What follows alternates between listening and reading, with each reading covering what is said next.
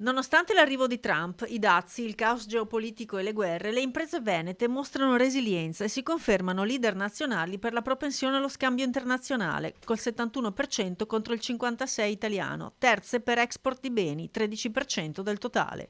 E quest'anno l'analisi ha incluso anche un altro settore. Abbiamo voluto quest'anno estendere l'indagine anche alle aziende di servizi e è stata sicuramente una decisione che ci fa piacere poi riportare nei dati, perché le aziende più performanti sono proprio quelle che hanno voluto passare da una logica solo di prodotto a una logica di prodotto valorizzato da servizi di supporto, quindi una sorta di servitization. Nonostante la volatilità e il clima di attesa nel 2026, le esportazioni sono attese stabili o in miglioramento, con scambi con i paesi target che restano Germania, Francia e Stati Uniti, ma con un'apertura al Mercosur che si prospetta interessante, a patto di fare rete. Alle imprese serve fare sistema, serve guardare oltre anche i confini nazionali, sicuramente i mercati più vicini, quelli più presidiati, Germania, Francia, Stati Uniti, ma guardare sempre più a quei mercati che sono opportunità, che ormai sono quasi certezze. Parliamo degli Emirati Arabi, del Messico, del Brasile,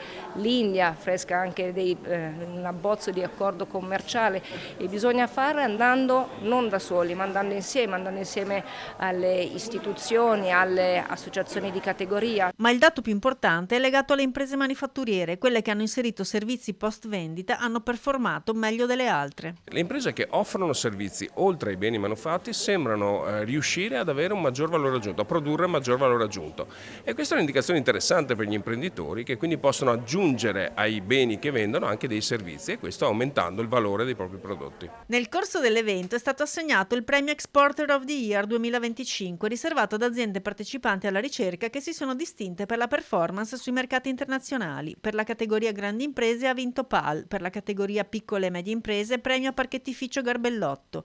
Nella categoria beginners, aziende con esperienza più recente sui mercati esteri, ha vinto Ambiente 1985. Menzione speciale nella categoria servizi a Orion.